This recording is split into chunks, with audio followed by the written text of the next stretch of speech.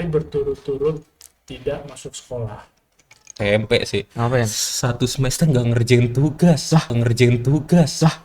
SMKN 1 Cibinong tuh pernah ada kasus terbesar gak sih, Pak?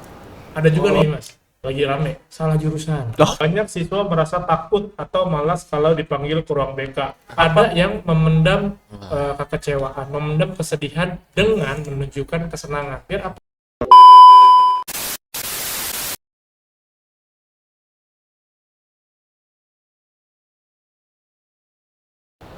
Udah belum? Udah mulai belum sih? Oh, udah. Oke guys, balik lagi sama gua Alif dan Udah mulai. Hari ini di podcast Napa Podcast. Oke, hari ini kita bakal ngebahas podcast apa, Yan? podcast apa? Kenapa podcast? Lu ngundang siapa maksudnya? Undang siapa? Lu ngundang siapa, Yan? Dari tadi sibuk banget main HP. Kebetulan nih, gue sih ngundang guru BK. Hah? Guru BK, Yan? Iya, Dari sekolahan mana, Yan? SMKN 1 Cibinong. Oh, alah. Ya udah tuh. Mana ya? Nah, ini tuh, Lip. Nah, iya. Tepuk tangan buat Waalaikumsalam. Apa kabar, Pak? Alhamdulillah baik. Bapak boleh perkenalan di kamera? Oke, baik. Perkenalkan, nama lengkap saya Ibrahim Gaza, biasa dipanggil Pak Gaza. Saya adalah salah satu guru bimbingan dan konseling di SMK Negeri 1 Cibinong. Oh, oke. Ngomong-ngomong, sebagai bapak guru BK, udah berapa lama Pak di SMK 1 Cibinong? Kalau di SMK 1 Cibinong itu saya tuh dari tahun 2020. Ingat Lama nggak juga, ya? waktu UN itu dihapus? Oh, ingat-ingat, Pak. Nah, UN dihapus tuh gara-gara mau COVID tuh ya. Iya, Tuh, betul. saya masuk di SMK 1 Cibinong. Oh, berarti masih baru ya, Pak? Ya, Lumayan. lebih Lumayan lah, 5 lumayan lah. tahun kurang. Lumayan. Baru. Oke. Lumayan banget sih. Iya, Udah lumayan. 4 tahun, Mbak. 5 tahun ya berarti. Iya, di sini. betul 5 tahun. Lumayan lama itu, Yan. Kita masih kelas berapa itu, Yan? Masih SMP. Iya, kita masih ya? SMP kita itu. Baru mau naik, belum kesini kita Baru ya? belum. Baru banget naik, Yan, kita. Masih COVID juga lagi. Iya, Kita betul. masih zoom gitu. Iya, masih zoom-zooman. Oke, Pak. Yap.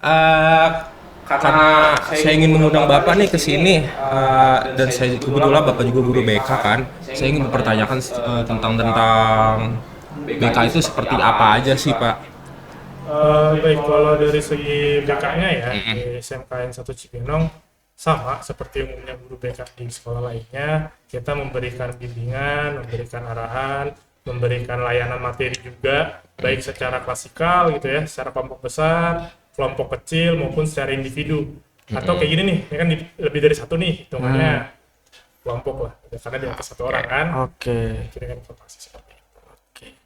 Lu jangan grogi gitu, Lip. Oh iya. Belum ngopi nih kita ya, belum ngopi. Belum ngopi. Woi, kopi mana, woi, kopi. Kopi. Sabar. Oke. Seret nih. Grogi kan jadi ya. Aduh, ngantuk juga lagi. Hati-hati itu. Waduh. Waduh. Ini. Oke. Siapa ya? Waduh, terima kasih. Waduh, terima kasih, Mas. Terima kasih. Nih, Pak, makasih, Pak. boleh diminum, Pak? Oke. Biar nggak grogi. Saya juga Iya, saya. betul. Iya, Pak. Seger banget, Yan. Seger banget. Mantap. Mata gue langsung jadi melek nih. Seger banget muka gue juga ini. Mau gimana ini? Kita mau lanjut kemana ini? Saya pengen nanya, Pak, di SMKN 1 Cibinong tuh pernah ada kasus terbesar gak sih, Pak?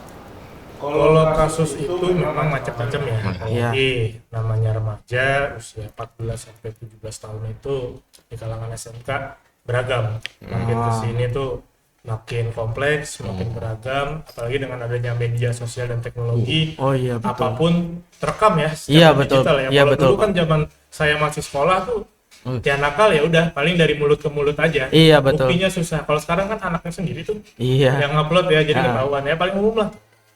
Ah, Gitu kan. Terus kasus-kasus yang bersifat dari rumah ya. Karena keluarganya kurang harmonis, sampai akhirnya timbullah perilaku akibat emosional dan kasih sayang yang kurang. oke. Itu berdampak di sekolah. Oke.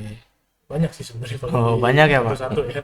Ngeri juga Iya, ya. lumayan. Apalagi mental sekarang ya lagi naik Oh, juga enggak. tuh. Iya, betul. Apalagi Gen Z sekarang masih sering permasalahin soal mental health. Nah, benar banget tuh. Iya. Rame tuh. Iya, betul, Pak. Oh, di Kalau- TikTok itu. Iya, capek dikit langsung mental health. Nah, langsung update ya. Iya, langsung update di media Capek, sosial. capek. Iya. Pasang SV, pasang SG. Pasang SG, SW. Macam-macam. Iya, betul. Tapi omong-omong Hmm? di BK bimbingan konseling di sana banyak yang sering curhat, Pak. Banyak. Oh, banyak. Banyak banget. Jadi ada yang memang secara individu langsung datang janjian dulu nih. Kebetulan kan di sana guru BK ada 5 ya. Dan saya laki-laki sendiri. Waduh. Jadi laki-laki Laki-laki sendiri. Makanya ya, ibaratnya di SMK 1 Cibinong itu kurang lebih 2.600 anak ya. Oh. Jadi biasanya itu ada beberapa pilihan nih datang-datang BK nih. Ada yang memang secara kesadaran sendiri. Oke. Dia punya kebutuhan tertentu atau masalah tertentu, biasanya janjian. Ada yang WA dulu ke salah satu dari kami. Ada yang memang langsung ketok pintu. Nah, ke saya gitu, Pak Gaza, kosong nggak? Mau cerita nih, konsultasi nih. ya, Ada. oke. Ada juga yang memang diarahkan langsung tuh oleh guru. Biasanya wali kelas. Oh iya. Ada permasalahan apa nih? Nggak masuk-masuk, terlambat, nggak ngerjain tugas, pokoknya masalah belajar lah. Itu biasanya wali kelas, atau memang dari kepala program jurusan, atau memang dari guru-guru tertentu yang memang memiliki masukan atau kebutuhan atau bantuan lah ibaratnya yang tolong ke BK. Kita diajak tuh orang seperti itu. Berarti Lu pernah masuk BK kali? pernah lagi sekali. Sama lagi. Oh, lu apa? Gue juga pernah nih. Gara-gara ini biasa anak muda lah. Oh, enggak. Pernah juga lagi. Itu Kenapa lebih ya? kotor SMP sih. Ngapain? 1 semester nggak ngerjain tugas. Akhirnya Bagaimana? dipanggil ke sekolah. Salah lu lah berarti. Ya Allah. Kalau gue itu ya. Emang lah salah lu gimana? Kacau lu ya. Satu semester. Iya, nggak ngerjain tugas. Parah itu, banget Pak. itu mah, Pak. Ya kalau Ortu kalau bilang di gitu. SMKN 1 Cibinong udah kenapa tuh, Pak, kalau nggak ngerjain 1 semester? Ya biasanya sih kalau di SMK 1 Cibinong biasanya tuh nggak langsung ke BK ya, Oke. karena kan ada wali kelas. Biasanya tuh wali kelas memanggil anaknya dulu berkaitan dengan masalah dan kebutuhannya apa sih. Nah, baru kalau memang dirasa harus memanggil orang tua atau tidak dan selesai di wali kelas cukup, berarti peran BK tidak diperlukan. Tapi kalau memang dirasa dari pihak wali kelas itu kurang atau dirasa perlu bantuan, baru naik biasanya ke BK. Minta tolong tuh. Nih, dikasih gambaran awalnya, deskripsi awalnya seperti apa. Misalkan Mas nih, tadi contohnya, wah nggak selama 1 semester kemarin nggak mengerjakan tugas tuh.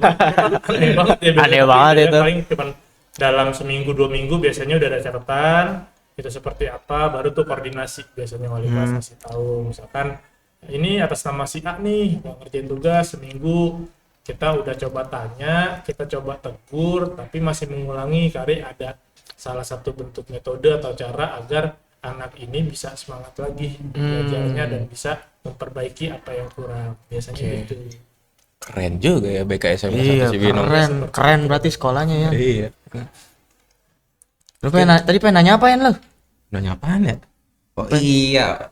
Kebetulan saya juga pengen nanya-nanya lagi sih, Pak. Temen nanyanya itu kayak arisan lah ya. Iya betul. Di kos-kos. Iya, saya sama Aduh, ada desa. iya. Biasanya Gampang, ya. aduh. Abang. Pak. Boleh diambil, Pak. Bapak boleh diambil, Pak. Diambil. Silakan, Pak. Tuh, ada banyak tuh, Pak. Oh, dalam juga.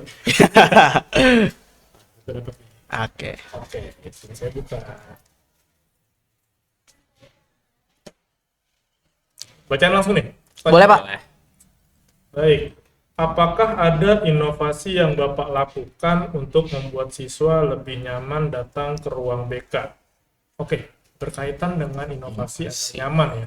Sebenarnya kalau nyaman itu balik lagi sih setiap orang nggak sama. Iya, setiap orang berbeda-beda. Tapi kalau di tim kami gitu ya di BKS SMP 1 Cibinong, pertama adalah satu, berkomunikasi dulu dengan pihak guru dan jurusan. Oke. Karena kan nggak sama nih. Iya. Kita kan 10 jurusan nih di SMP Iya. 1 Cibinong. Misalkan ada CAFI, Oh. ada TKR, teknik kendaraan ringan. Itu kan dua hal yang berbeda ya. Yang satu Iya. teknik, yang satu IT ya, desain Iya, segala betul. macam. Pasti kan ada program yang berbeda, ada metode yang berbeda, ada budaya yang berbeda, cara main yang berbeda, penyampaian pun juga berbeda. Nggak sama nih mas, kalau anak teknik sama anak IT itu beda, karakternya agak berbeda. Jadi bagaimana mereka bisa merasa bahwa oh guru BK-nya tuh ada loh, guru BK-nya hadir loh, guru BK-nya mau mendengar loh, guru BK-nya tuh nggak kayak apa ya, mungkin kalau di luaran sana gitu umumnya BK kan masih dianggap sebagai polisi sekolah. Iya, betul. Tukang cukur. Iya, iya, iya. Iya. Dikit-dikit hukum. Iya. Dikit-dikit hukum. Iya. Di sini tuh sudah diberlakukan bahwa BK itu bukan sebagai polisi sekolah, bukan sebagai penindak jika ada pelanggar tata tertib, tapi lebih ke segi pembinaan. Jadi ketika memang ada kasus-kasus tertentu, ada permasalahan, ada memang masalah, itu kita diskusi, kita ajak bicara, dan kita sesuaikan. Dia misalkan contoh tadi nggak mengerjakan tugas, balik lagi ya contohnya yang simpel-simpel aja, angkat aja. Contohnya nggak mengerjakan tugas. Nggak mengerjakan tugas ini karena apa sih? Apakah memang dia, maaf, nggak punya alatnya? Gitu. Apakah memang dia tidak mengerti pelajarannya, atau memang maaf namanya di kelas gitu kan, sekarang kan kelas banyak ya, dulu 36 sekarang 40-an satu kelas. Apakah dia nggak nyaman sama jurusannya, teman-temannya itu, atau ada juga nih mas lagi rame salah jurusan. Itu banyak banget sih. Banyak banget emang. Itu saya lagi nanganin yang namanya ketika anak kelas 10 datang ke saya, Pak bisa pindah jurusan. Gitu ya. Nggak Bisa gitu. Ya, kemarin kemana aja pas lagi Ya daftar kan, ampun. harusnya kan mereka ya diskusi lah sama orang tua gitu kan, cari tahu misalkan DKV itu jurusan apa sih, belajarnya ngapain, dan outputnya ketika nanti kuliah atau kerja itu kemana, atau jurusan-jurusan yang lain gitu. Contoh di kita kan ada teknik pemesinan, teknik mesin sama teknik kendaraan ringan. Iya. Jadi orang berpikir, oh saya hobinya minatnya di servis kendaraan, mobil atau motor. Oke. Berarti kan ada mesin tuh di situ. Iya. Jadi dah masuk teknik mesin aja, mesin bubut.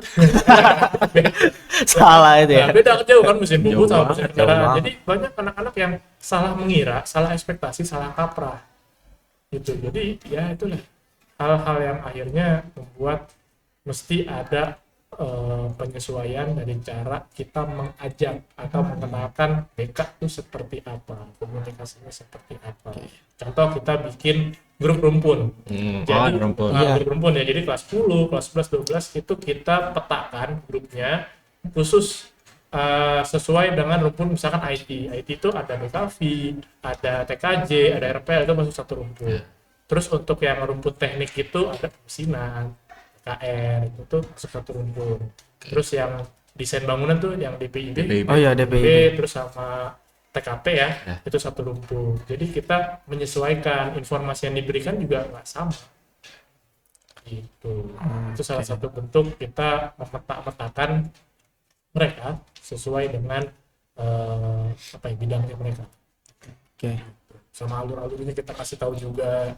Kita biasanya kan nggak ada jam ya, jam berapa nggak ada. Jadi kita biasanya minta jam produktif. Kita kan 2 blok ya, ada blok pelajaran umum sama pelajaran produktif atau jurusan. Kalau jurusan itu kan full ya, seharian tuh satu guru. Nah biasanya kita pakai 2 jam, 1 jam, atau request dari guru itu sendiri. Kita masuk. Tuh bisa ke BK. Wah, Lu nggak usah mikir kayak BK tuh cuman cukur aja terus. gue mikirnya gitu lagian. Iya lagi. Iya. Lanjut gak sih? Mau lanjut pertanyaan 2? Boleh. Kita minum dulu dah, Pak. Minum dulu, Pak. Lu ngomong-ngomong dari tadi minum mulu ini. Biar nggak tenang yang biasa. Yang ngobrol sama Bapak BK ini. Menentukan itu ya guru BK ya, masih ya. Masih, Pak. Banyak, Pak. Masih banyak, Pak, yang takut. sama guru BK.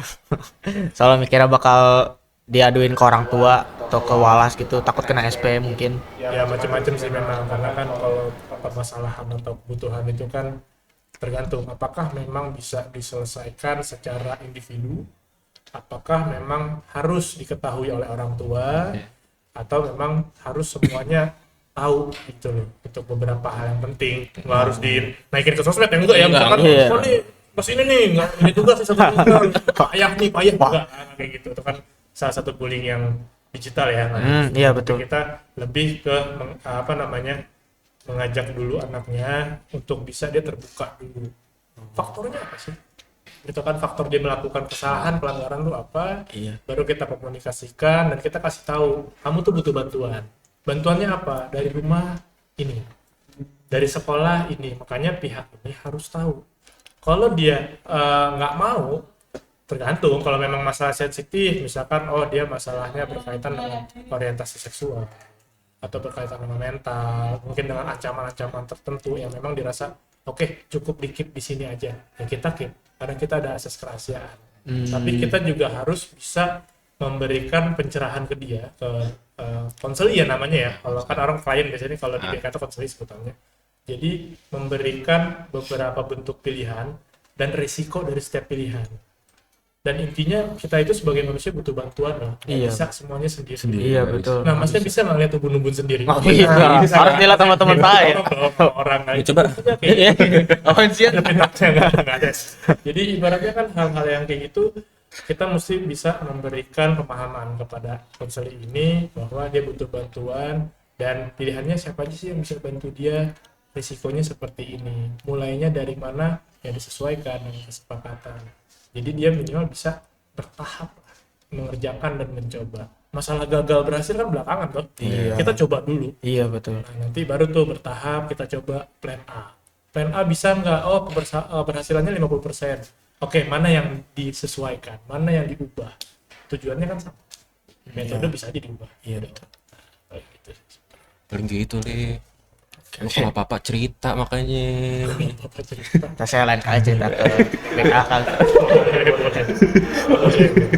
Ya boleh diambil lagi. Ambil lagi nih. Ya boleh Pak. Minuman. Minuman.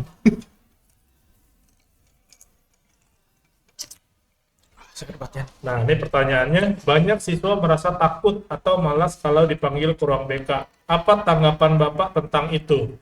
Nah, itu dalam tanda kutip wajar. Wajar, kenapa demikian? Karena tergantung dari bagaimana lingkungan sekolah itu memberikan gambaran, memberikan informasi, memberikan peran BK itu sendiri di sekolah seperti apa. Kalau BK itu masih seperti yang dulu-dulu, yang hanya polisi sekolah, nyukur, menindak, menghukum, kalau ada yang ketat-ketat digunting atau apa, terus kayak apa ya, buku hitam ya kalau dulu bahasanya, jadi dikit-dikit poin. Tapi nyatanya kalau dengan peraturan yang sekarang itu, BK kan bukan seperti itu lagi. Beda. Karena memang ada beberapa bidang yang memang dilayani dan diberikan bantuan oleh pihak BK. Yang pertama itu pasti bidang belajar. Belajarnya ini bukan berarti bantuin tugas anak juga ya. Iya. Tapi lebih ke bagaimana bisa membantu menginformasikan kepada siswa-siswa ini, gaya belajar itu ada banyak loh. Ada siswa yang memang lebih cenderung bisa memahami materi dengan video. Ada yang cenderung bisa dengan tulisan saja mencatat. Ada yang mendengar audiovisual ya, Iya, gaya betul. belajar seperti Iya. itu. Ada memang dia bakal lebih cenderung bisa nangkep dengan cepat dengan musik. Ada juga yang memang senangnya berkelompok nih, rame. Oh iya betul. Kalau rame sih semangat. Iya betul, banyak. Ada kebalikannya, gue nggak bisa kalau rame-rame. Bisa sendiri-sendiri. Saya sendiri-sendiri ya. Iya. Kalau nggak bisa fokus. Nggak bisa, ibaratnya suara nyamuk aja kok keganggu gua. Macam-macam kan, kayak gitulah. Jadi kita memberikan hal yang bersifat pemahaman belajar, terus ada juga mengenai karir. Ibaratnya kita diskusi dengan siswa gitu kan, rencananya seperti apa, dia mau kuliah atau dia mau kerja, mau lintas jurusan atau jurusan yang sama, terus pilihannya seperti apa, ada pelatihan wawancara, psikotes, terus selain itu tadi belajar, karir, ada sosial. Jadi masalah pertemanan nih, terus ada masalah dengan keluarga, itu juga kita bisa bahas. Sama yang terakhir masalah pribadi, itu berkaitan dengan perilaku pribadi, pola pikir, emosional. Nah itu bidang-bidang yang memang jadi wilayah BK untuk diberikan kepada peserta didik. iya. Itu sih sebenarnya. Keren banget ya BK nih. Iya betul. Gua Nyangka gua BK. jadi kagum ya gua. Dulu gue ngira BK polisi gitu-gitu. Iya makanya gue takut banget dulu sama BK. Takut banget kalau masalah. Gua juga lagi. Iya takut banget. Mau lanjut apa gimana nih? Apa boleh lanjut aja. Boleh diambil lagi. Pertanyaan Pak? lagi nih. Iya boleh. Pertanyaan berapa ini? 3 ya? 3. Pertanyaan ketiga. Ini gimana ini? Oh kembali.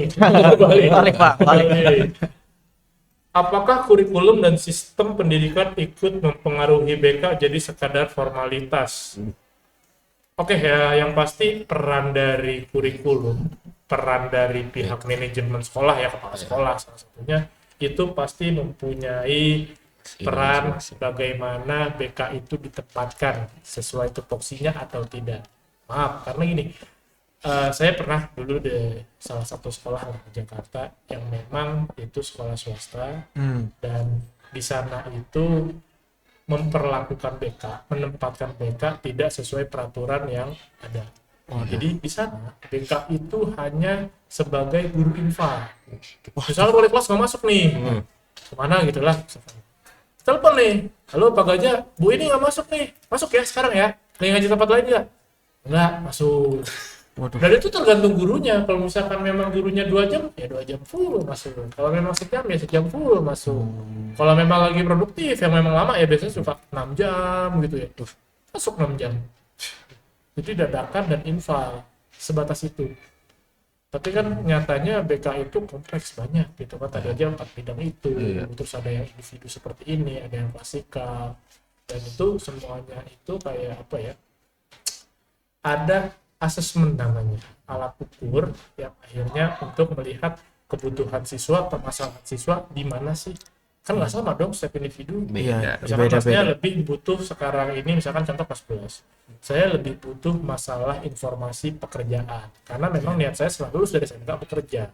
Nah yang satu nih masnya ini beda, saya lebih ngerasa butuh informasi tentang bagaimana mengendalikan emosi karena saya gampang tersinggung misalkan. Berarti kan kebutuhannya nggak sama tuh. Nah itu yang akhirnya membuat kita berstrategi dulu nih untuk menyampaikan layanan informasi ini. Apakah ini diberlakukan secara individual aja, personal berdua, atau memang konseling kelompok, jadi memang ada 5 orang misalkan. Masalahnya sama, ini temperamen semua nih, 5-5-nya nih, baru diberikan materi, terapi, atau memang secara klasikal banyak, misalkan 40 anak nih, mereka butuh tentang, Pak saya mau kerja Pak. Gimana Pak biar bisa lulus dari SMK ini dapat kerja yang baik, yang bagus, saya harus nyiapin apa? Nah itu kita siapin tuh materi bekalnya seperti apa. Itu sih biasanya. Dan kurikulum biasanya benar-benar kita kerjasama untuk melihat jadwalnya seperti apa sih, kapan blok-bloknya, terus biasanya izin untuk komunikasikan ke guru yang mengajar. Jadi kita nggak dadakan lah. Kan takutnya nggak bagus juga, misalkan lagi praktek gitu kan, misalkan ada praktek apa nih, podcast, ada praktek apa nih, nyablon misalkan, atau saya masuk gitu, halo semuanya nyablon ya, taruh dulu, bukan kurang ajar. Sengaja kita koordinasi dulu, nih ada materi nih, kebetulan di kelas TKV misalkan, ada kebutuhan tentang karir nih, mau kuliah, SNBP, jalur undangan misalkan, kelas 12 nih, saya butuh minggu depan masuk ya, saya butuh 2 jam. Biasanya saya ke guru jurusan tuh ya kan, siapa gitu kan, untuk minta waktu. Jadi kita izin dulu Pak, bisa asal-asalan masuk langsung bisa. Dan kita kalau kadang juga ada gurunya pengen masuk juga, Pak saya juga mau tahu karena saya wali kelasnya di sini, biar saya nanti kalau orang tuanya nanya saya bisa bantu arahin ke PK. Bisa. Paling itu sih berperan lah intinya kalau kurikulum dan manajemen tuh. Kalau misalkan memang kayak sekolah awal gitu kan cuma ditaruh dan guru infal aja ya nggak maksimal gitu. Tapi kalau semuanya didukung oleh sekolah, program berjalan sih. Gitu Lip. Oke. Jangan oke-oke doang. Paham gue ya, paham. Gue juga paham sih kayaknya. Ngomong berapa menit kan ya? Berapa menit? Aduh, enggak kebaca Oh, 21. Waduh, gue juga kuning. Mau lanjut kali? Lanjut. Boleh. Boleh, lanjut. Boleh apa? Lanjut nih. Lanjut lah, lanjut. Ambil lagi boleh, Pak. Boleh. Pertanyaan keempat. Banyak banget, Pak, itu. Berapa sih? 10 ya? Gua enggak tahu, Pak, ya.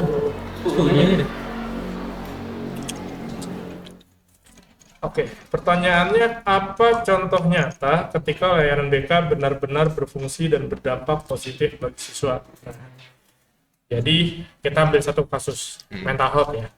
Iya, Jadi betul. ternyata ada kasus yang kelihatannya pernah nggak punya temen yang dia tuh gampang ketawa, happy segala macam, dan dia tidak menunjukkan kesedihan sama sekali. Biasanya di tongkrongan paling asik tuh biasanya. Ini nih. Ada ya? Ada gua ya? nih. Ada ya? Ada. Tapi biasanya hati-hati loh. Biasanya orang-orang seperti itu ada yang memendam kekecewaan, memendam kesedihan dengan menunjukkan kesenangan. Biar apa? Dia mengalihkan kesedihannya, mengalihkan kesepiannya, mengalihkan apa yang memang tidak sesuai keinginannya. Nah, Iya, betul. saya tuh ya setahun lalu saya punya siswa peserta didik yang dia tuh ketua kelas. Dia aktif organisasi dan tiba-tiba dia itu 3 hari berturut-turut tidak masuk sekolah. Kenapa tuh, Pak? Tidak masuk sekolah. Akhirnya konfirmasi ke wali kelas, dan kita pun juga mencoba lah bertanya teman sekelasnya yang dekat siapa sih, kita gali informasi dulu. Setelah kita punya datanya, ternyata anak ini awalnya diagnosanya baru putus sama pacarnya. Awalnya kan mikirnya karena masalah sosial, tapi kan nggak bisa kita langsung judgement gitu aja ya. Iya. Gara-gara ini dia 3 hari nggak masuk sekolah. Mau nggak mau kan akhirnya kita kumpulin datanya dulu dari wali kelas, apa sih gitu kan, dari teman-teman dekatnya gitu kan, apa sih perubahannya dari kapan gitu ya, kita tanya sampai akhirnya kita panggil anaknya, kita janjian, kita coba bahas dulu, dan kita mencoba membangun hubungan lah, dalam artian agar dia nih percaya dulu, nyaman dulu. Kalau kitanya langsung main tembak, lu payah lu cemen banget sama perempuannya, kalah, mau cerita nggak lu kira-kira kayak gitu? Mau dong ya nggak, pasti kita mencoba untuk sebisa mungkin menerima pemikiran sama perasaan peserta didik ini ya, klien atau konselor ya. Kita coba dulu dengarkan tanpa kita memberikan judgement apapun, salah benar, kita kasih tahu nggak perlu nilai apapun, sampai akhirnya dia benar-benar bisa berani mengungkapkan apa yang dipikirkan sama dia, apa yang dirasakannya dia. Jadi benar, dia ternyata salah satunya itu karena putus sama pacarnya sebulan yang lalu. Galau deh. Galau. Tapi di samping itu, kenapa dia merasa kehilangan? Karena merasa mantannya ini yang bisa menjadi pendengar yang baik dibanding teman-temannya. Berarti dia nggak ada tempat cerita ya, Pak? Nggak ada tempat ceritanya lagi. Nah, berarti kasian kan banget. otomatis setelah saya menanyakan itu, lanjut dong kita cari tahu latar belakang sosial yang lainnya, keluarga yang pasti. Bagaimana sih dia di rumah? Berapa bersaudara? Ayah ibunya lengkap atau tidak? Terus komunikasi dengan keluarganya seperti apa? Itu kan yang kita tanyakan dulu, dan ternyata tidak harmonis. Ayahnya itu temperamen dan selalu membandingkan dia sama abangnya. Kebetulan abangnya punya pekerjaan yang bisa dikatakan Abang. Tambang mah. Gede banget itu mah. Ya Allah. Terus dia juga punya adik perempuan, dan adiknya ini memang dikenal sebagai yang taat agama, hafalannya bagus, dan konseling ini memang punya perbedaan di antara kemampuan yang bersifat akademisnya. Walaupun dia ketua kelas rajin akademisnya, tapi akademisnya memang tidak seberuntung dan sebaik kakak atau adiknya gitu ya. Dan itu yang menjadi perbandingan oleh ayahnya terutama. Jadi ketika apapun yang dilakukan di rumah dianggapnya salah, dianggapnya kurang, dan selalu ujung-ujungnya dibandingkan oleh adik atau abangnya. Iya, betul, banyak. Ya siapa sih yang suka dibandingkan gitu kan, kayak kita ternyata udah mulai ternyata ada faktor lainnya. Terus ditambah sama ibunya, ya ibunya tuh juga kalau marah itu intonasinya cukup tinggi. Dengan bahasa, maaf ya, binatang itu kuat. Anak nah, biasanya lah. Jadi kalau misalkan lagi nyuruh gitu, anaknya nggak mau gitu, langsung itu bahasa binatang keluar. Ternyata itu yang membuat dia sebenarnya kenapa aktifnya di luar, dia ikut organisasi band, dia ikut sebagai ketua kelas, dia lebih cenderung sering main di tempat temennya atau di sekolah, jalan sama pacarnya gitu waktu masih pacaran gitu ya, lebih sering di luar daripada di rumah, karena ya itu tadi perbandingan itu, dan dia nggak nyaman di rumah. Sampai akhirnya itu putus, dia ngerasa nggak ada yang Sendiri. bisa mendengar dia lagi, nggak ada yang peduliin lagi, dan dia ngerasa sakit dan ngerasa kecewa bahwa orang yang selama ini gue percaya malah nyakitin gue. Bahasa kasarnya gitu. Jadi double kill nggak sih, bahasa kasarnya kan udah di rumah iya, sekolah iya, dan nggak ada yang tahu tentang itu. Sampai akhirnya ternyata itu sudah mendalam, sampai akhirnya dia sendiri, singkat cerita ya, dia sendiri yang mencoba, Pak, kalau saya ke psikolog gimana Pak menurut Bapak? Fine aja sih intinya. Emang kenapa kamu merasa sampai harus ke psikolog? Karena dampak yang saya dapatkan bukan hanya malas ngapa-ngapain Pak, saya itu pernah 2 hari full tidak bisa tidur. Saya ngerasa saya udah nggak ada gunanya lagi, nggak bisa dengar saya lagi, saya susah tidur, saya belajar itu nggak masuk, saya di keramaian itu merasa sepi, dan saya nggak tenang Pak. Dan saya juga baca-baca bahwa di psikolog itu ada terapinya, dan jika memungkinkan itu naik ke rumah sakit jiwa, ke psikiatri, karena psikiatri yang memang boleh memberikan obat ya, terapi obat. Sampai dia baca seperti itu loh, dia sampai searching, takutnya saya merasa apakah mental saya sudah sejatuh itu Pak. Ya, mumpung anak ini punya kesadaran dan ada kemauan tinggi untuk sembuh, ya akhirnya kan kita sepakati bahwa oke, silakan. Kebetulan dari pihak sekolah ada salah satu rumah psikolog yang memang kerjasama sama sekolah gitu ya. Oh ada ya Pak? Ada, kita hubungin sampai akhirnya janjianlah mereka, dan ternyata benar harus dirujuk lagi ke rumah sakit jiwa di Marzuki Mahdi. Nah, di Bogor tuh rumah sakit jiwa ya. Iya. Tapi memang saat itu dia secara mandiri. Tidak, mandiri dia. jadi tidak didampingi oleh orang tua. Kebetulan anak ini dari kalangan keluarga yang mampu alhamdulillahnya. Wah. Jadi uang jajannya itu cukup untuk bisa mengakomodir biaya-biaya yang tidak tercover BPJS. Jadi dia sendiri berangkat ke sana.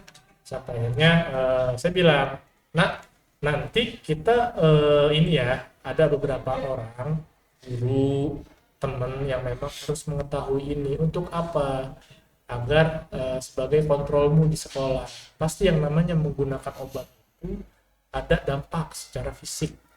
Mungkin tidur, mungkin lemes, apapun. Pasti ada efek samping ya. Iya betul. Sampai akhirnya muncullah, minggu depan tuh muncullah. Nah, jadi intinya ternyata diagnosisnya itu adalah skizofren. Skizofren ya Allah. Berat dong kalau skizofren. Jadi dia banget udah memiliki tingkat halusinasi yang bisa dikatakan sudah Depresi deh. menengah. Depresinya juga sudah menengah. Dan itu memang wajib obat. Kasian banget. Wajib obat. Bayangin, hanya ya mungkin nggak bisa dianggap sepele juga ya, cuman maksudnya kita cuman melihat kalau orang awam tuh putus doang gitu kan dari pacar. Iya.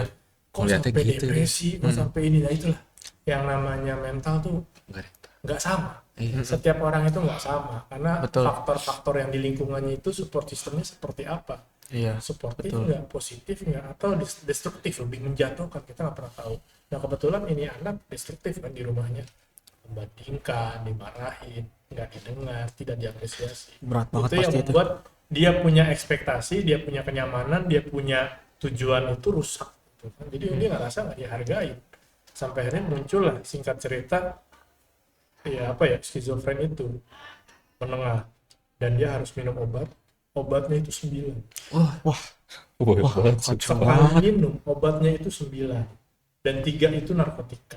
Ya Dan memang Allah. khususnya dosis dokter ya, bukan asal-asalan, bukan bukan narkotika bukan itu. kebom ya, beda ya. Tapi memang karena itu bersifat pengobatan medis, dia itu harus minum jam 9 pagi, yang notabene jam belajar dong KBN. Iya.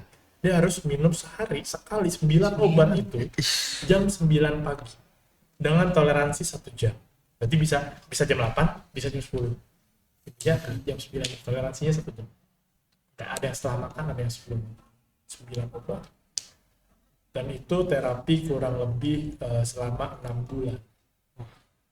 Dan itu efek sampingnya luar biasa. Awal-awal tidur, tremor. Tapi alhamdulillahnya sembuh. Alhamdulillah sembuh. Dan itu perlu kerjasama. Yang mesti diingat adalah perlu kerjasama. Apa yang kami lakukan saat itu dengan tim BK gitu, kita diskusi, kita sepakat bagaimanapun keluarga itu adalah tempat pertama, rumah pertama. Iya, betul. Gak bisa dong kita nggak diajak, nggak bisa. Karena stakeholder sekolah itu kan ya murid, guru, orang tua. 3 ini harus kolaborasi, nggak bisa. Iya. Akhirnya ngobrol lagi nih sama nah, di antara ayah dan ibumu mana yang sekiranya bisa kamu ajak ngobrol atau lebih menghargaimu walaupun hanya 1 poin saja. Mama, oke, gini, besok mamamu ketemu saya, nanti saya coba sampaikan apa yang kamu ceritakan dan saya coba untuk bisa, ya mudah-mudahan mamamu ini terbuka pikirannya, bisa memahami dan bisa mendengarkan apa maksudmu melalui ya apa yang sudah kita lewati selama konseling ini. Dan betul ada catatannya ya, segala macam. Akhirnya ngobrol tuh, dan ibunya awalnya berpikir juga apa ya, ngerasa waduh, kalau begitu mah kenapa nggak bilang Pak, anak saya gila dong segala macam. Nah itulah orang tua kan, ya maaf ya namanya pendidikan, pengetahuan yang berbeda, kadang berpikir ketika sudah judulnya rumah sakit jiwa, orang taunya Orang gila. padahal nggak seperti itu. Nggak semuanya. Nah sampai akhirnya dijelaskan sedemikian rupa, alhamdulillah ibunya ini mengerti, walaupun ketakutan di awal adalah nanti anak saya ketergantungan nggak, karena ini obatnya berat, dosis berat. Sampai akhirnya ya udah mengerti, komunikasinya berjalan. Jadi BK tuh kayak penengah jadinya, kayak mediator gitu. Jadi menyampaikan apa yang dari si anak ini ke orang tua, dari mamanya ke anak gitu. Sampai akhirnya mengerti, terapinya berjalan dan komunikasinya makin bagus. Walaupun dengan ayahnya masih kurang, tapi saya bilang, dah jangan diutak-atik kalau ayahnya mah, saya bilang. Yang penting udah ada 1 aja. Seenggaknya ada 1 orang ya. Alhamdulillah, daripada enggak sama sekali. Iya, betul. Dan akhirnya benar-benar tuh yang tadinya ternyata ibunya ini baru cerita bahwa dia kalau marah itu merusak, banting gelas. Ternyata kalau memang dia ngamuk tuh banting gelas, pukul tembok atau lemari, hal-hal yang seperti itu. Sampai akhirnya dengan terapi ini tadinya berpikir, waduh, masih Pak segala macem apa aja. Kalau mukulnya udah enggak sih, tapi paling tinggal kayak teriak-teriak aja, marah sama paling mukul tangan sendiri. Kayak saya bilang, itu ada perubahan nggak? Jadi dengan mamanya ini udah komunikasinya sudah bagus gitu kan, dan ibaratnya orang tuanya mengerti bahwa dengan sakit mental yang berat ini bukan berarti jangan ditambah lagi judgementnya, jangan ditinggalin, tapi dirangkul. Dan kita juga bangun ke anaknya bahwa kamu harus mulai komunikasi, harus mulai bisa menyampaikan apa kemauanmu, tapi harus realistis juga. Kamu butuh bantuan loh, dimanapun, walaupun ada 1 orang, kamu harus menyadari itu ada yang peduli sama kamu, walaupun caranya ya nggak sesuai ekspektasi ya. Ada momen dimana mamanya sama anak ini saya pertemukan di ruang BK, ngobrol tuh. Jadi ketika memang dipertemukan mamanya sama anaknya ini, akhirnya ketemulah titik tengahnya gitu. Jadi sama-sama menghargai, sama-sama mengetahui maksud dari komunikasi yang selama ini patah ya, atau salah sangka di rumah itu seperti apa. Dan akhirnya udah mulai diperbaiki komunikasinya, terus kita dijelasin juga efek samping obatnya seperti apa dan apa yang mesti dibahas, terus termasuk mengenai pergaulan sosialnya dia, biar dia tidak ke-trigger ya sama yang mantannya ini, di-block dulu deh. Jadi fokus sama pengobatan. Kalau kamu mau sehat, kalau kamu mau bantu orang banyak, ya kamu sehat dulu. Kamu sehat dulu. Dan mamanya juga mengerti bahwa dia juga mengakui kesalahannya dia, membanding-bandingkan, dia ngerasa bersalah juga. Dan akhirnya ya sampai sekarang masih komunikasi gitu. Jadi ibaratnya benar-benar ada evaluasi lanjutan, tahapan selanjutannya perkembangannya seperti apa. Dan sekarang anaknya ya ngeband, Terus kalau komunikasi juga bagus, aktif lagi, masih ketua kelas walaupun dia udah naik kelas gitu ya, masih aktif, makin bagus, proyeknya oke, pelajaran produktifnya oke, terus di mata guru-guru yang lain juga oke. Cuman satu, ketika dia obatnya itu dipaksa diputus, jadi nggak selesai banget.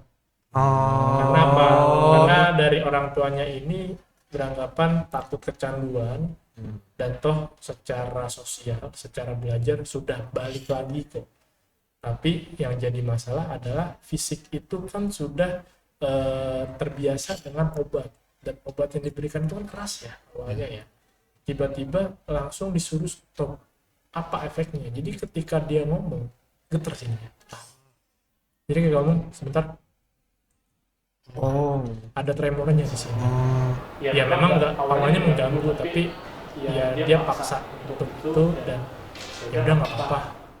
Dan teman-temannya juga udah mulai banyak yang tahu, dan dia pun juga secara sukarela dia loh menawarkan ke bapak, Pak, punten, kalau misalkan memang nanti ada yang seperti saya, baik itu gejala depresi atau sudah bipolar, skizofren, sudah mentalnya sudah mulai menengah berat, jika butuh bantuan saya mau Pak, baik secara klasikal atau secara personal.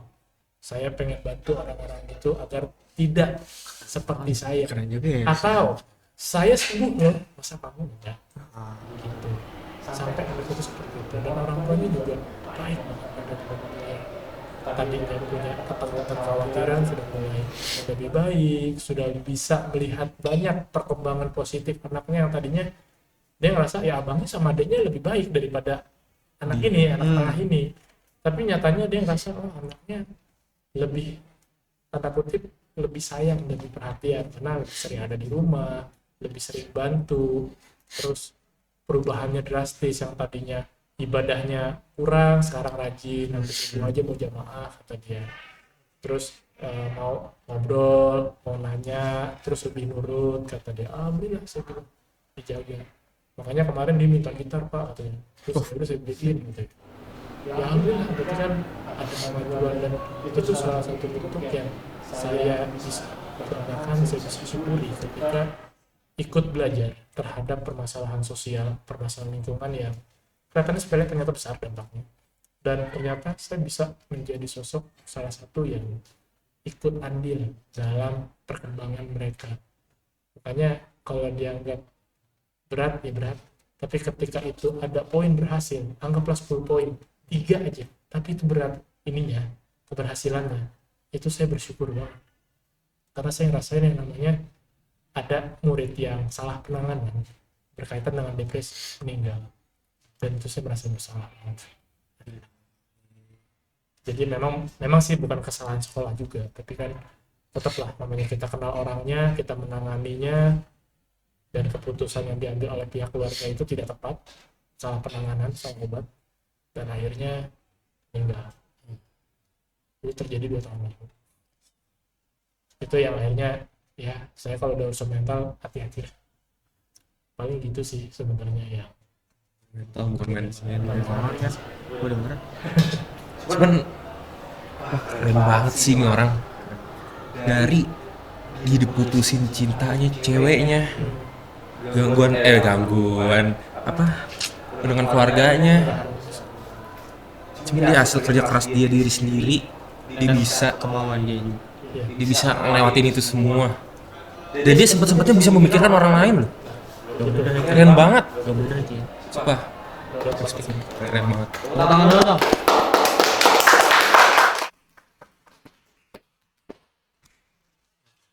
Boleh diambil lagi Pak? Dan lagi ya. Ya udah. Balik lagi. Apa yang menjadi hambatan terbesar dalam pelaksanaan layanan JK saat ini? Ada analogi seperti ini.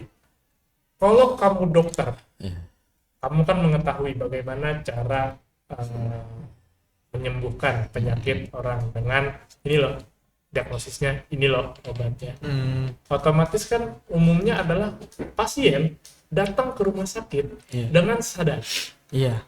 Pak saya pilek Pak, saya batuk, sudah Pilek nih.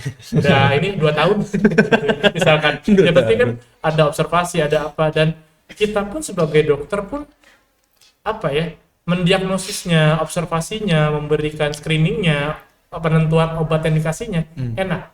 Iya. Nah, tapi bagaimana jika orang yang kita bantu itu tidak sadar akan masalahnya atau tidak mau dibantu?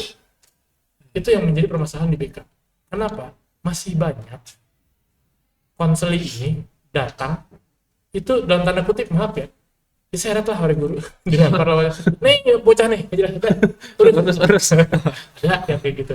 Jadi ketika membantu siswa yang seperti itu akan menjadi lama, menjadi berat. Karena apa? Jadi ngerasa salah. Misal saya gitu, saya membuli Anda gitu, saya ludahin gitu, saya lucu gitu. Dan bagi saya itu adalah hal yang lucu, saya bercanda. Tapi kan bagi orang-orang umumnya Wow. itu menghina, Menghina. itu merendahkan orang. Iya, betul. Nah kalau saya ngerasa, oh iya, saya salah, saya minta maaf. Tapi kalau saya ngerasa, ah itu bercanda, saya bercanda, marah gitu. Nah itu kan susah nyadarinnya, perlu Iya. didebat pemikirannya dia, Iya. emosinya dia mesti didebat dulu. Dan itu akan menjadi panjang. Dan makanya hitungan jam BK itu nggak sama guru-guru mata pelajaran atau produktif. Saya misalkan, kamu datang ke saya, Pak, saya mau konsultasi tentang karir. Saya masih bingung, Pak, mau kerja atau kuliah. 5 menit, guys. Oke, dimulai dari sekarang. Sok. Selesai ya 5 menit? Nggak mungkin. Walaupun kita udah waktuin sejam, kalau udah bahasan masalah yang bersifat kehidupan seperti ini gitu ya, masalah lingkungan sosial, itu nggak bisa dibilang cepat, nggak bisa dibilang lama. Tergantung. Bisa jadi apa yang dirasa, oh ini keluhan kita, masalah utama kita, dibahas nih, cerita panjang lebar, nggak taunya bukan itu yang jadi masalah. Nih yang lebih besar baru kebahas karena pengobrol kan, kita analisis kan, pokoknya oh ternyata bukan ini yang masalah besar, ini yang mesti diselesaikan dulu. Nah itu beratnya di situ hambatannya, kalau orang ini tidak mau kerja sama, orang ini tidak sadar bahwa dirinya bermasalah, dirinya butuh atau nggak mau dibantu. Iya. Sombong itu susah. Banyak orang kayak gitu. Banyak. Jadi ya kenapa bantuin tangan lu ditali gitu kan, dikekep gitu kan, tolongin saya mau ini talinya, tapi nggak boleh tali ya kesana nggak apa-apa, saya bantunya gimana.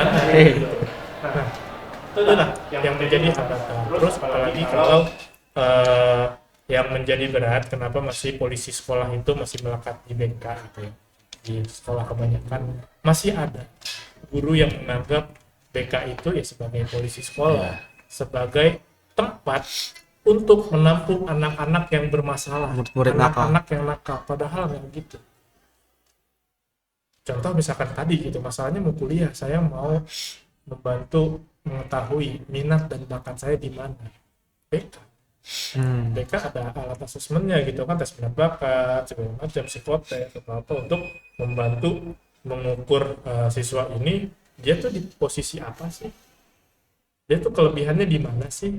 Ada asesmennya, daftar cek masalah, terus ada apa namanya sosiometri. Itu kalau di pertemanan tuh dia disenangin apa dijauhin, apa ditemenin atau gimana gitu kan, dia berpengaruh atau tidak, itu ada alat asesmennya untuk mengukur sejauh mana kepribadiannya dia.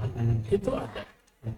Jadi hal-hal yang seperti itu bisa menjadi apa ya, hambatan kalau orang-orang ini memberikan labeling kepada BK bahwa ini masih tempat hukuman, ini hanya untuk nakal. Tapi kalau sekolah itu secara umum, secara general bersama-sama memberitahu bahwa yuk ini ranahnya BK, silakan kamu yang dirasa bermasalah ini barengan sih, berdua, bertiga boleh kalau gak enak sendiri. Tapi kamu sudah menyiapkan pertanyaan, kamu sudah menyiapkan apa nih kebutuhan yang mau dibahas, nanti disampaikan. Bisa lo berkelompok, atau memang dirasa, oh kamu nih berdua nih, bahas nih, datang ke saya, Pak di kelas tuh masih ada sekitar 17-18 anak yang setipu Pak sama kami, bisa nggak disampaikan di kelas? Sok, ayo, nanti saya bilang ke gurumu, kita masuk kelas gitu kan, misalkan hari Selasa gitu kan jam 8 sampai jam 10 kita bahas tentang apa perilaku tidak bermoral atau bullying digital atau apa kita bahas. Ini loh pengertiannya, ini loh tujuannya, ini loh studi kasusnya. Biasanya lebih gampang kalau kita membahas studi kasus. Ada kasus nih pembunuhan ini, kasus pelecehan ini, bullying ini. Kalau menurut kalian seperti apa? Kalau kamu di posisi sudut pandang korban, kan nggak sama rasanya. Di posisi penonton, saksi, apa sudut pandangnya? Dari sisi pelaku, apa yang dilakukan? Itu kan berbeda. Jadi benar-benar kita belajar banyak hal yang namanya hidup, dan di BK itu lebih ke soft skill sebenarnya sih dibanding hard skill. Hard skill kan udah teoretik sama produktif, itu udah inilah udah bidangnya lah. Dan BK ini sebagai support system yang membantu bahwa karakter peserta didik ini bisa lebih siap lagi. Karena kan berasa ketika ada orang yang cerdas, pintar, tapi tidak didukung dengan soft skill yang bersifat emosional. Kan ada IQ, ada EQ, emotional quotient.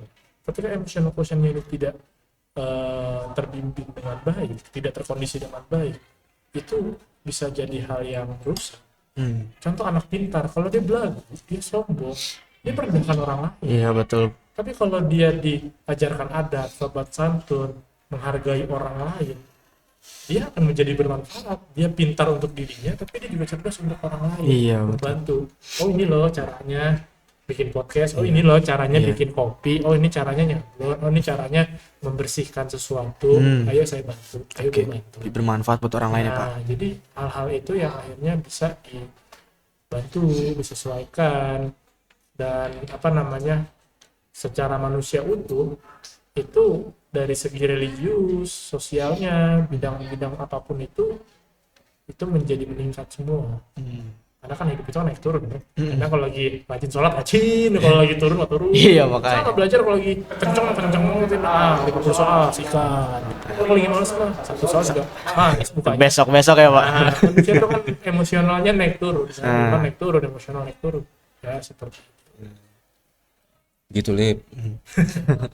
Berarti BK tuh bukan tempat buat cerita doang ya Pak, bisa buat jadi bimbingan masa depan. Iya, jadi kalau secara fungsi sebenarnya ada fungsi BK. Yang pertama sebagai fungsi orientasi atau pemahaman. Iya. Jadi BK itu memberikan layanan yang tiga tadi, individu ataupun kelompok, memberikan informasi bahwa contoh kayak kemarin nih di kalau awal-awal anak baru masuk tuh MPLS itu kan BK memberikan materi bahwa ini loh budaya di SMKN 1 Cibinong. Oh alah. Menjelaskan biasanya aturan mainnya seperti apa, tertib apa aja, nggak boleh berpakaian seperti apa, sikapnya seperti apa, pelajarannya apa, itu disampaikan dulu sebagai bentuk pemahaman kepada mereka. Atau memang bidang-bidang tadi, misal kepribadian itu ada loh yang introvert, ada yang extrovert, ada yang ambivert, itu jelaskan.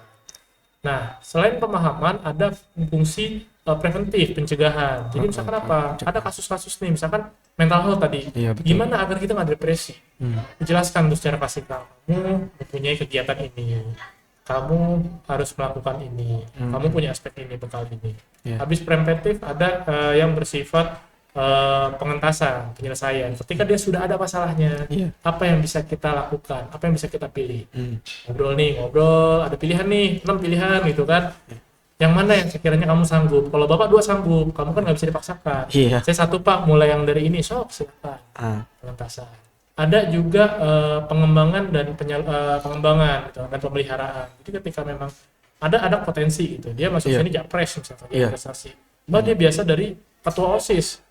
Ya kita ketika punya datanya ya kita diskusi sama dia, jangan sampai dia turun standarnya atau dia menjadi sombong atau dia merasa gue bisa nih gampang. Jangan juga, kita mesti bekalin anak-anak seperti itu agar dia stabil secara fisik, secara mental.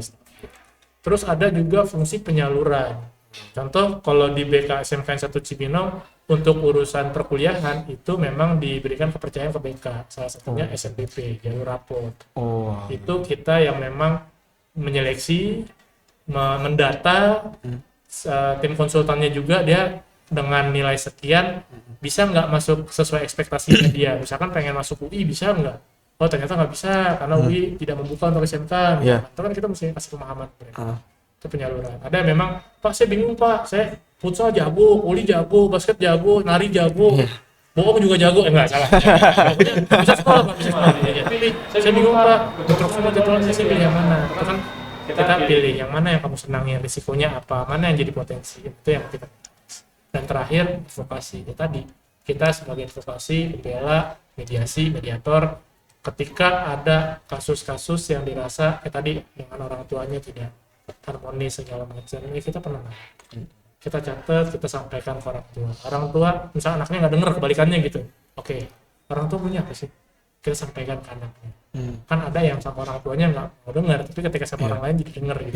Banyak. Nah itu yang akhirnya kita coba bantu untuk menjadi pendengar. Atau ada juga yang kayak dia nggak mau masuk pelajaran A karena nggak seneng sama guru A gitu, kan, gitu. Banyak gue. Iya, Banyak tapi murid akhirnya kayak kita gitu. mediasiin. Nah nggak bisa karena karakter orang nggak bisa dipaksa, tapi kamu bisa melakukan pilihan ini agar kamu setidaknya masuk nih melaksanakan kewajibanmu sebagai pelajar, mengerjakan, hadir, selesai tugas. Udah, kalau karakter yang nggak bagusnya jangan dipikirin, jangan diambil pusing, jangan dicontoh, jangan diadenin. Yang bagusnya ya. Paling ya kita bahaslah dari materi yang ada, diskusi mana yang bisa kita contoh dari studi kasus, contoh-contoh di luar. Paling gitu sih yang sering tim BK lakukan untuk mengakomodir berbagai permasalahan siswa, berbagai kebutuhan siswa, berbagai keingintahuan siswa untuk bisa menyelesaikan hal-hal yang mereka inginkan. Mantap banget BK. Mungkin ini terakhir Pak pertanyaan dari saya. Orang-orang tuh kan sering banyak yang bilang tuh BK cuma formalitas lah, beginilah, begitulah. Tanggapan Bapak gimana tuh Pak buat nanggepin itu? Asal kamu tahu, saya ya di kuliah di jurusan BK itu juga salah kaprah. Karena berpikir apa? Guru BK tuh gabut. Saya mikir tuh guru SMA ya, SMA nih, saya bukan SMK dulu, saya SMA berpikir guru BK ngapain sih? Jam kagak ada. Ya kan jarang masuk sekolah. Kalau guru produktif mata pelajaran selalu kan matematik lagi gitu kan, kayaknya nggak pernah sakit tuh.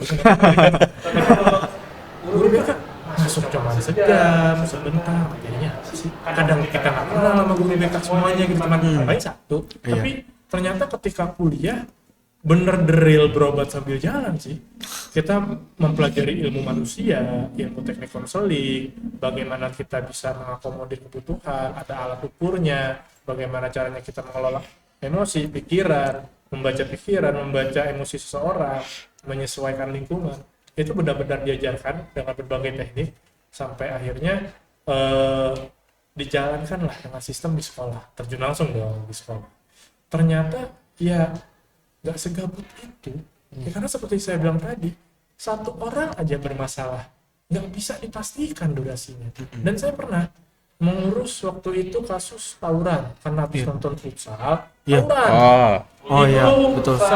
Saya ada tim gitu kan dengan siswa juga, itu menginterogasi, menanyakan kurang lebih sekitar 30 siswa. Itu mulai jam 7:30 pagi sampai jam 7 malam. Mahal banget. Kalau anak kecil kan nggak mungkin langsung jujur, iya Pak, saya nonton ini, saya ini. Iyalah. Berkulit itu saya anu Pak. Kayaknya ketemu titik terang bahwa ini loh yang melakukan, ini loh penyebabnya. Nah, itu kan nggak bisa asal-asalan kita laporin. Contoh apalagi kayak kasus tadi depresi. Apalagi maaf saya pernah juga kasus yang memang dia dilecehkan oleh orang terdekatnya. Kan nggak mungkin dong saya langsung di-up di media sosial terus saya umumin di buka gitu atau habis apa namanya kegiatan pembinaan karakter gitu ya. Ini ada kasus kamu ini dia dilecehin bercanda. Kan nggak mungkin saya ngomong gitu. Nggak boleh. Jadi kan ibaratnya hal-hal itu bersifat rahasia juga. Ya, hanya pihak tertentu yang dikasih tahu dan akhirnya itulah yang nggak bisa dibilang formalitas. Kita ada laporannya kok. Cuma memang tidak bisa semuanya. Nggak semua. Itu ada sepakatan. Bahkan ada juga kasus yang memang cukup guru BK dengan murid itu saja. Wali kelasnya nggak tahu. Ada. Karena ya kita lihat tadi beban masalahnya itu seperti apa. Bisa nggak cuman berdua doang. Tapi biasanya dengan catatan selesai ya. Karena kamu di sini sekolah, kamu kewajibannya dijalanin. Intinya masalah kecil atau besar yang bisa kami bantu adalah agar apa? Kamu bisa nyaman belajar di sini, menyelesaikan kewajibanmu, lulus dari sini. apapun latar belakangmu, kamu dari orang kaya, kamu dari orang miskin, kamu yang maaf disabilitas, maaf kamu memang dirasa dikucilkan, kamu sombong, kita kesampingan lah hal itu. Tapi ketika anak itu sudah masuk di sekolah ini dan inklusif, ya harus semuanya kita bantu, kita bina, kita didik. Ya gimana caranya dia mendapatkan kesempatan yang sama? Gimana caranya? Dan dia masalah apapun bisa dia tempatkan, mana urusan rumah, mana urusan sekolah, mana urusan pribadi, mana urusan yang gak perlu diceritakan, mana urusan yang memang kamu butuh bantuan, mana permasalahan yang harus segera diselesaikan. Nah itu kalau dibilang formalitas, kelihatan nih bahasa katanya kalau ada orang yang begitu. Makanya kadang-kadang coba deh main ke BK biar tahu ketika akhirnya melihat pusingnya guru BK seperti apa. Sekarang gini, ketika memang ada kasus misalkan berkaitan dengan masa lalu saya, contoh masalah keselingkuhan, saya diselingkuhin Pak. Kalau konseli saya itu yang diselingkuhin, bahasa kasarnya gitu ya, saya pernah jadi korban, empati saya tinggi. Tapi kalau yang cerita sama saya pelaku, kalau ada rasa gue pukul jangan nih, ngajar kan gitu biasa, namanya biasa ya. Karena kan nggak bisa.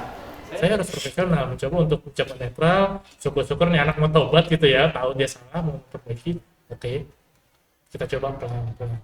Tapi kalau memang udah tahu salah, nggak ngerti dia punya kesalahan, nggak mau dibantu, ngelawan lagi kan ya, sebagai manusia biasa gitu kan, berbeda sama manusia biasa, ya kita juga punya rasa, aduh, kasihan ya, harusnya bisa baik, malah dia memperburuk dirinya sendiri dengan kesalahan-kesalahan dan kenakalan yang dia sadar loh, tawuran itu nggak boleh, minum itu nggak boleh, melecehkan itu nggak boleh, bully itu nggak boleh, dia sadar, tapi dia paling itu sih yang bisa dikatakan bahwa PK itu tidak bisa dibilang formalitas, karena masing-masing punya peran, masing-masing punya penanganan yang nggak bisa dipastikan waktunya.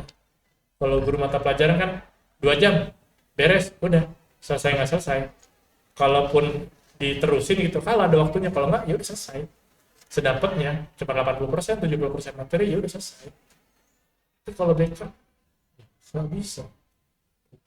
Itu panjang. Ada yang memang 3 bulan, ada yang bahkan 1 semester. Ada, karena dia memang serapuh itu dan sebutuh bantuan itu dan mesti dikontrol. Dia sepelupa itu.